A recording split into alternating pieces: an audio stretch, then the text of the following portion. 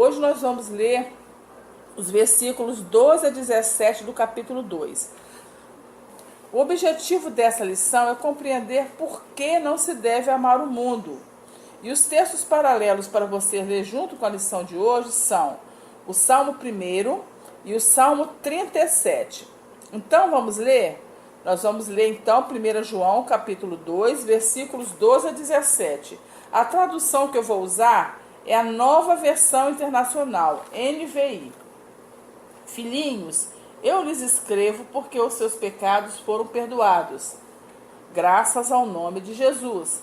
Pais, eu lhes escrevo porque vocês conhecem aquele que é desde o princípio.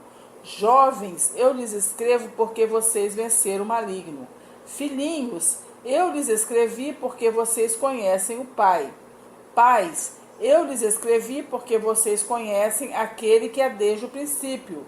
Jovens, eu lhes escrevi porque vocês são fortes, e em vocês a palavra de Deus permanece, e vocês venceram o maligno. Não amem o mundo, nem o que nele há. Se alguém ama o mundo, o amor do Pai não está nele.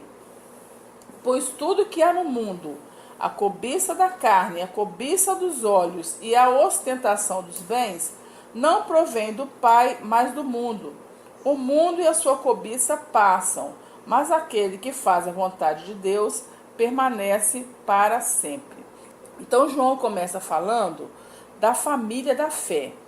Ele traz duas sequências, filhinhos, pais e jovens. Observe os versos 12 a 14. Todas as duas sequências com endereçamento tríplice, né? Filhinhos, pais e jovens. O que João quer nos ensinar aqui? Com esse endereçamento tríplice, filhinhos, pais e jovens. Um comentarista bíblico chamado Dodge disse o seguinte: todos os cristãos são por graça, isto é, pela graça de Deus, não por natureza, filhinhos em inocência e dependência do Pai Celestial, jovens em força e pais em experiência. Todos os que são filhos de Deus têm o perdão dos pecados, o conhecimento de Deus, a palavra de Deus permanecendo neles e a vitória sobre o maligno. João também, como um pai amoroso, chama os santos de filhinhos.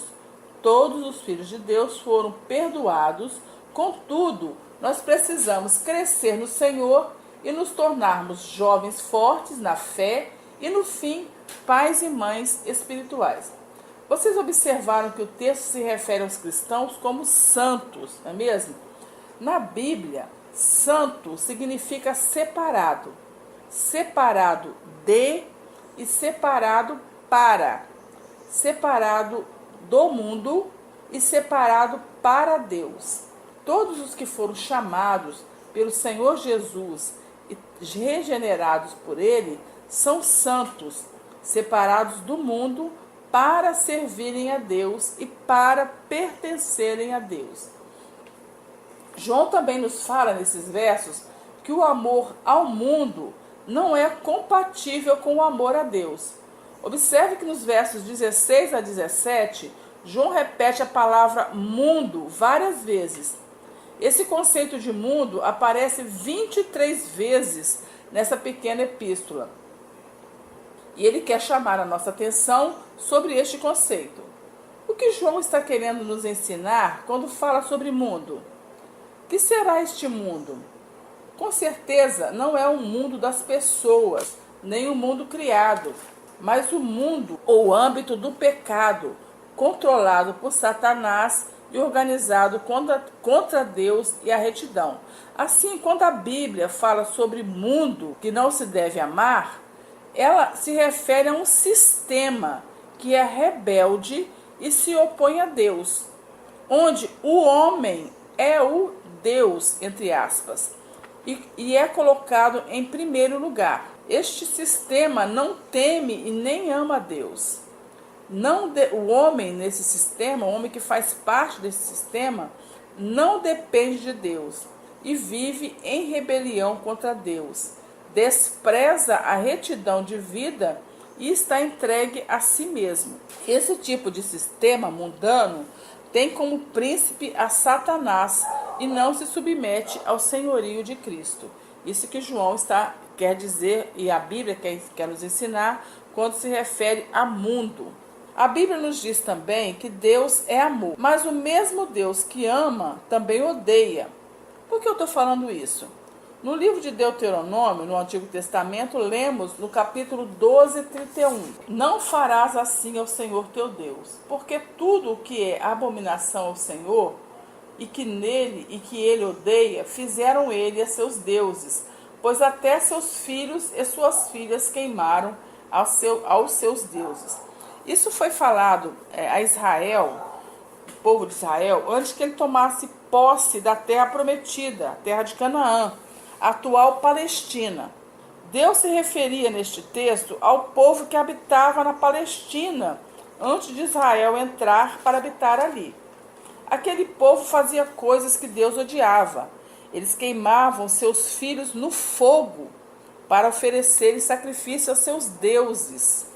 E adoravam imagens de pedra e madeira, ao invés de adorarem a Deus. Essas imagens de pedra e madeira que eles chamavam de deuses.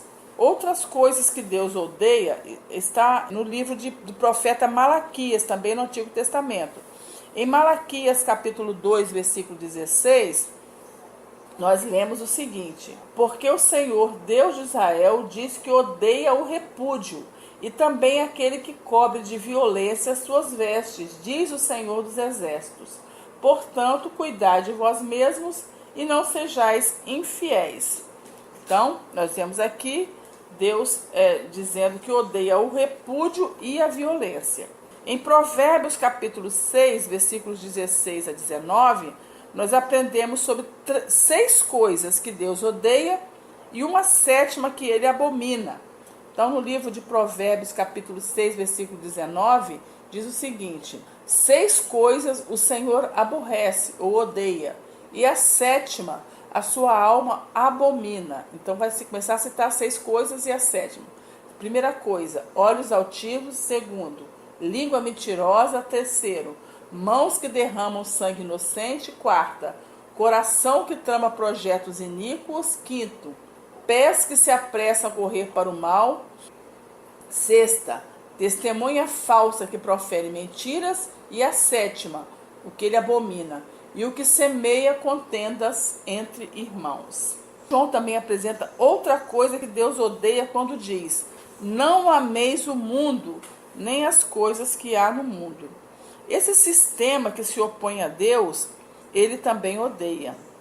Quem ama o mundo não ama a Deus, conforme lemos também na carta de Tiago, capítulo 4, versículo 4.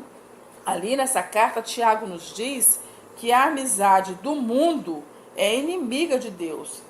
Então perguntamos: como pode alguém amar o mundo que Deus odeia e ter a amizade de Deus ao mesmo tempo? Não é possível, não é verdade? João também ensina que o mundo e tudo que nele há é temporário. Por que João diz isso? Porque a Bíblia nos ensina que Deus trará à existência novos céus e nova terra após o retorno do Senhor Jesus. Nessa nova criação, a justiça habitará. Mas nós não vamos falar sobre isso agora, porque não é o nosso assunto, não é verdade? Nós temos o canal Tirar Dúvidas, então se alguém tiver alguma dúvida, depois usa esse canal para tirar dúvida, ok?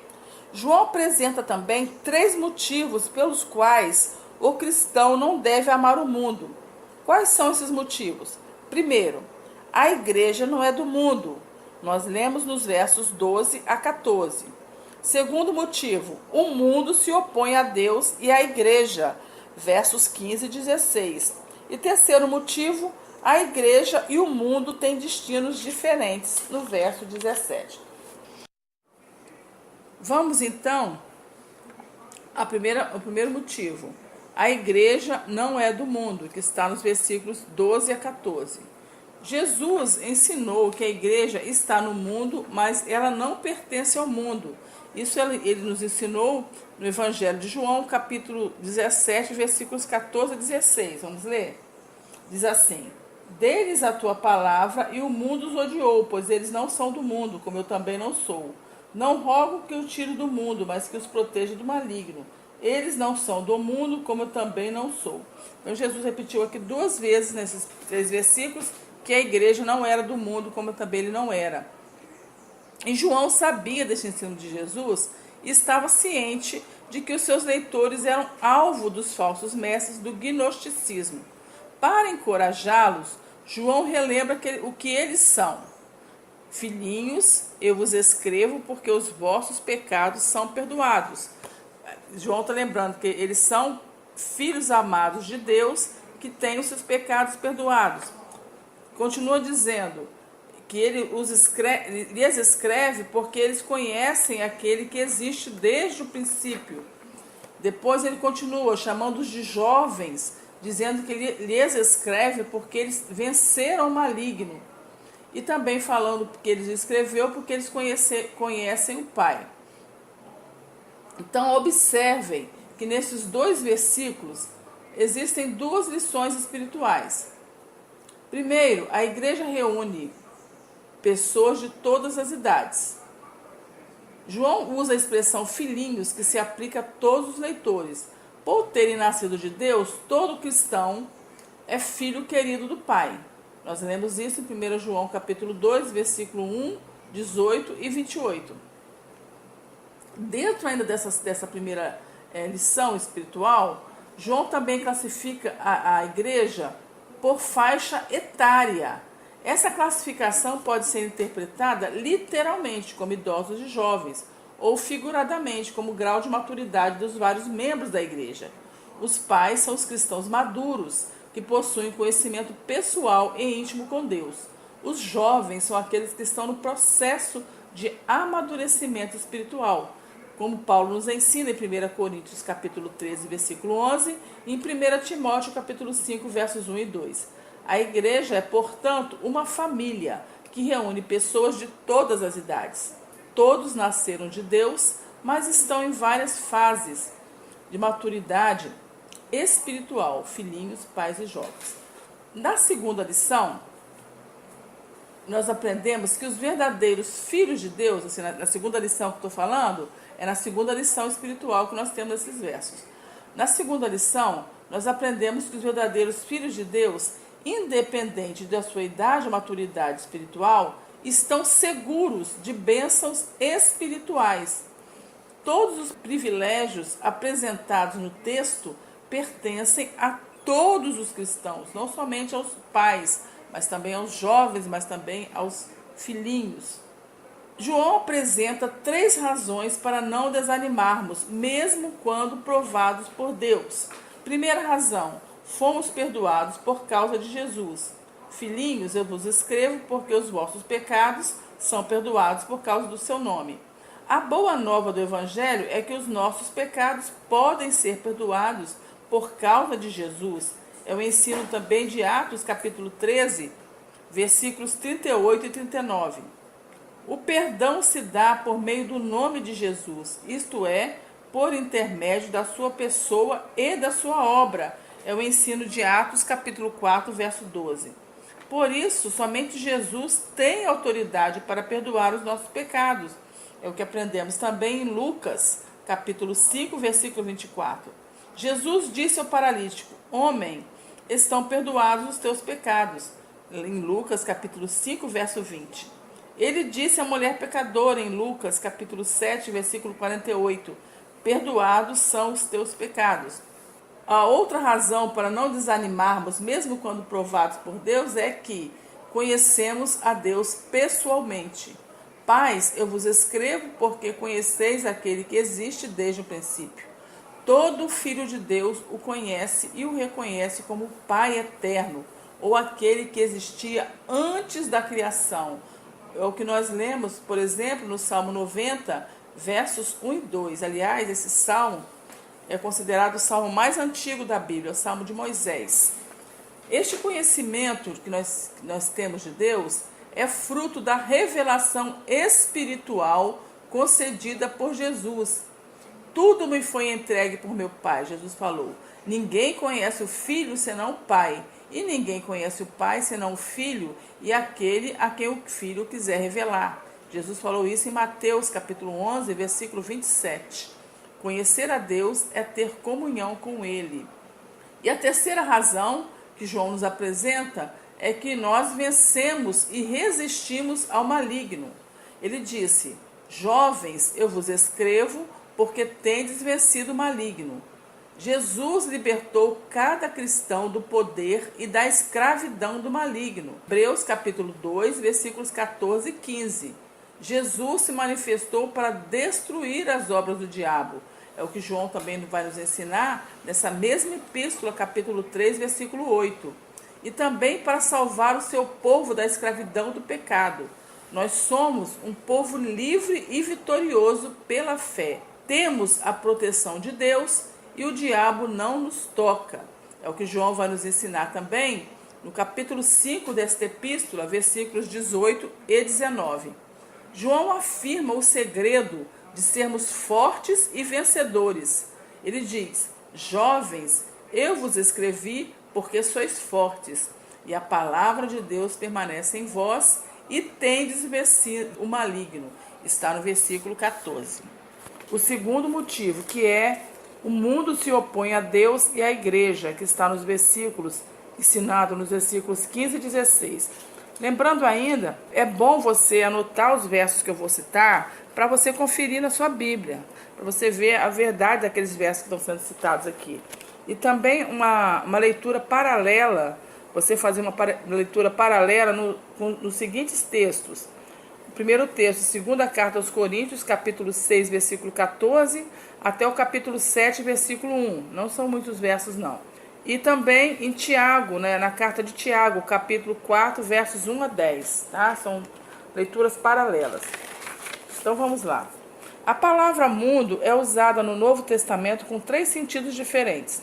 Mundo físico, que é o planeta Terra, conforme nos é falado em Atos, no livro de Atos, capítulo 17, verso 24. O mundo humano ou a humanidade, o que é ensinado no Evangelho de João, capítulo 3, versículo 16. E o mundo como um sistema que se opõe à vontade de Deus, que João nos ensina aqui nesses versos que nós lemos, e também aqui nessa mesma epístola, no capítulo 5, versículo 19. Aqui João usa a palavra mundo com este terceiro sentido: o mundo como sistema que se opõe à vontade de Deus. Não ameis o mundo é uma ordem divina que proíbe o cristão de amar ao sistema mau, organizado e dominado por Satanás. Nós aprendemos isso, que esse sistema é um sistema mau, dominado por Satanás, por exemplo, no Evangelho de João, capítulo 12, versículo 31, capítulo 14, versículo 30 e capítulo 16, versículo 11. A palavra mundo inclui a todos aqueles que estão nas trevas. John Stott, que foi um famoso comentarista e escritor que morreu no século passado, disse: o mundo é, pois, uma expressão inclusiva referente a todos os que estão no reino das trevas e não são nascidos de Deus. O que ele quer dizer com uma expressão inclusiva? Quer dizer que o mundo inclui todas as pessoas que vivem no reino das trevas e não são nascidos de Deus, não foram regenerados através do Espírito Santo de Deus. Os cristãos foram escolhidos do mundo, conforme Jesus mesmo disse no Evangelho de João, capítulo 17, verso 6. Mas não pertencem mais ao mundo.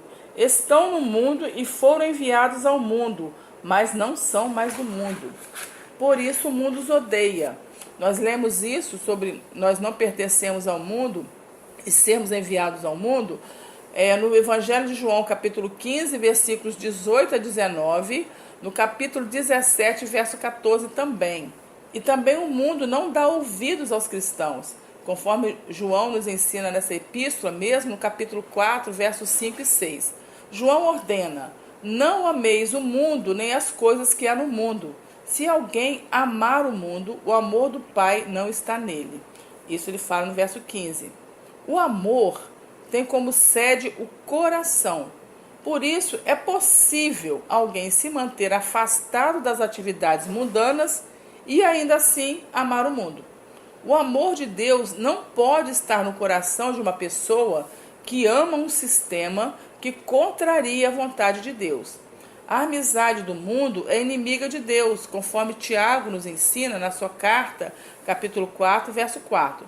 John Stott comenta também: a razão pela qual somos intimados a não amar o mundo é que o amor pelo Pai e o amor pelo mundo são exclusivos, quer dizer, um exclui o outro. Ou você ama o mundo ou você ama Deus. Não podemos servir a dois senhores. Jesus nos ensinou isso em Mateus, capítulo 6, Evangelho de Mateus, capítulo 6, versículo 24. Então, João destaca 3 razões para não amarmos o mundo. Porque tudo que há no mundo, a concupiscência da carne, a concupiscência dos olhos e a soberba da vida, não procede do Pai, mas procede do mundo. Está no verso 16.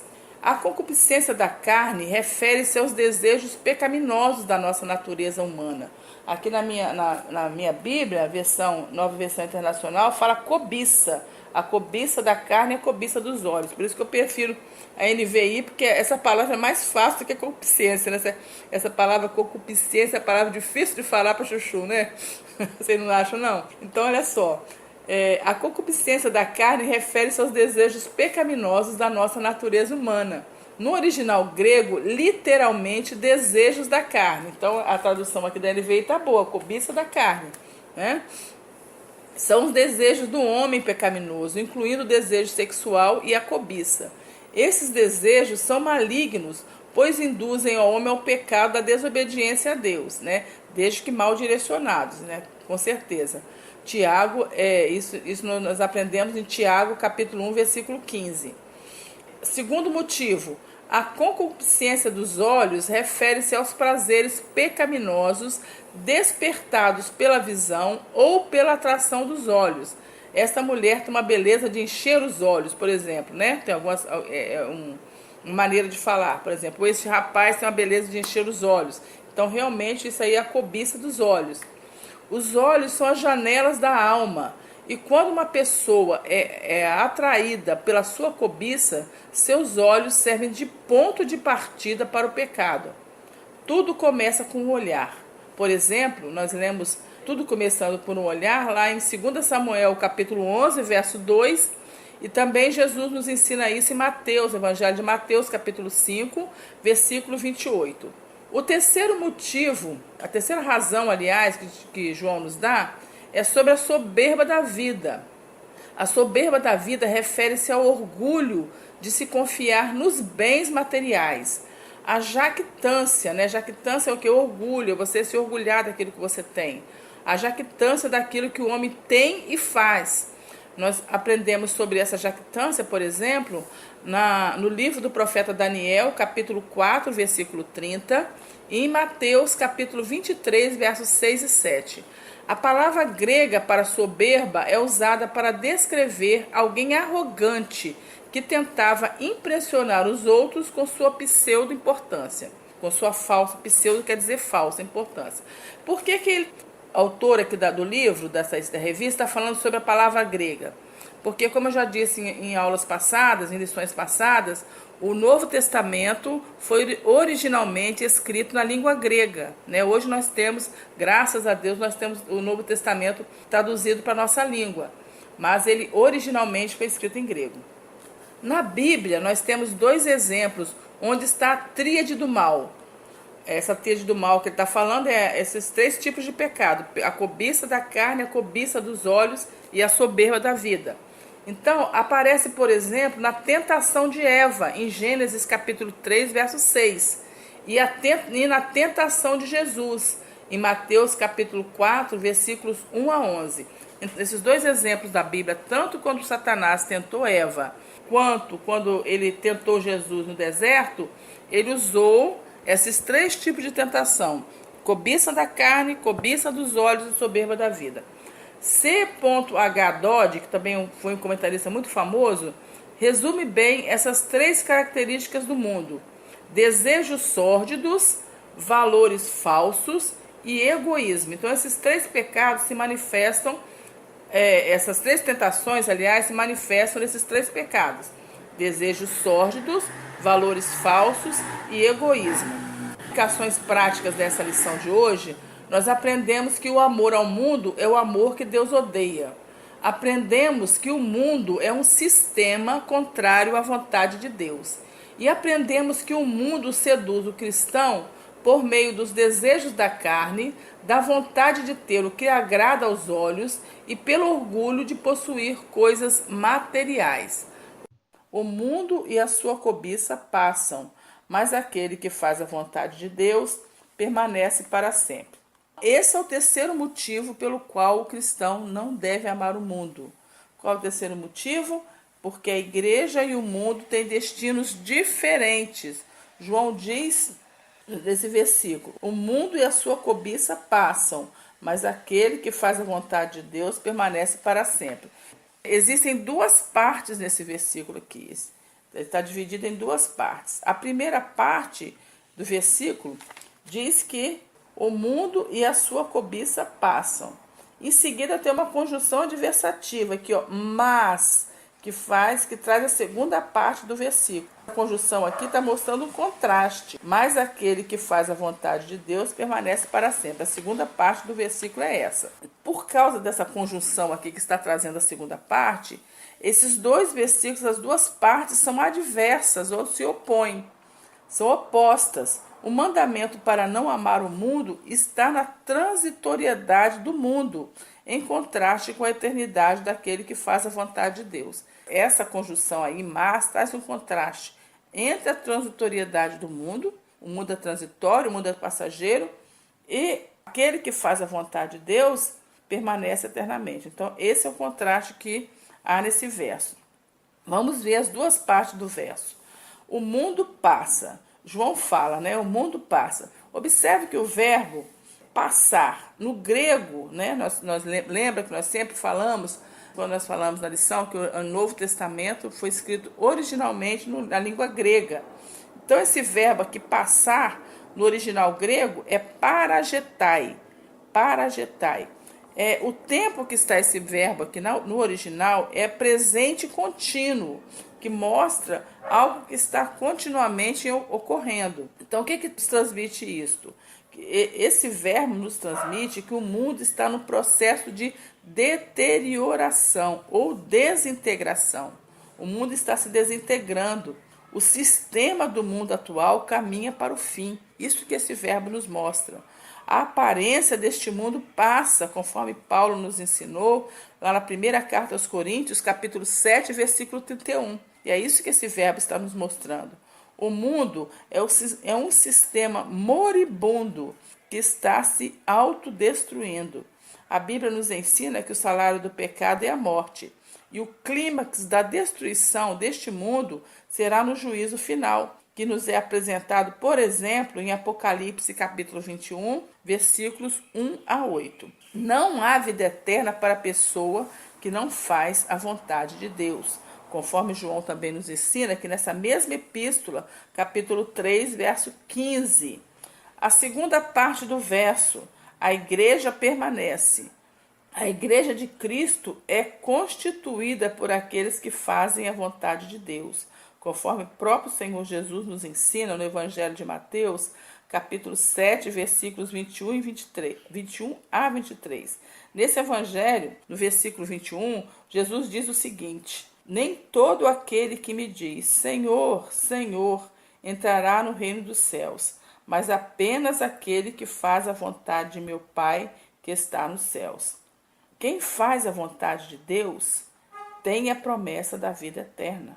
E o que Jesus está falando aqui, é a mesma coisa que Jesus está dizendo. Conforme João também nos ensina na sua epístola, nessa primeira epístola, capítulo 2, versículo 25, onde ele diz: esta é a promessa que ele nos fez, a vida eterna. Quem faz a vontade de Deus, além disso, tem a segurança da vida eterna, conforme João também nos ensina na sua primeira epístola, capítulo 5, versículo 13. E o que é que João nos ensina no capítulo 5, versículo 13? Ele diz que escreveu estas coisas, né? Um dos motivos, o motivo principal dele ter escrito essa epístola, que ele escreveu essas coisas para que os seus leitores soubessem que tinham a vida eterna. Quem faz a vontade de Deus também é mantido para a vida eterna, conforme o Senhor Jesus nos ensina no Evangelho de João, capítulo 10, versículos 28 e 29. Esse capítulo 10 de João também é um capítulo belíssimo. Nesse capítulo, o Senhor Jesus se revela como bom pastor. E nesses versículos 28 e 29, ele diz que ele, o Jesus, ele dá a vida eterna às suas ovelhas e que ninguém pode arrebatar as suas ovelhas das suas mãos. É uma promessa belíssima também. A Bíblia também nos ensina que quem faz a vontade de Deus ressuscitará para a vida eterna, conforme o Senhor Jesus também ensina no Evangelho de João, capítulo 5, versículo 29. Também quem faz a vontade de Deus entrará na vida eterna, conforme o ensino de Mateus, capítulo 25, versículo 46. A vida do cristão neste mundo é passageira. Nós somos peregrinos, nós peregrinamos para a cidade santa, conforme nós lemos também em Hebreus, capítulo 11, verso 13. No livro de Hebreus, nesse capítulo 11, conhecido como a galeria da fé.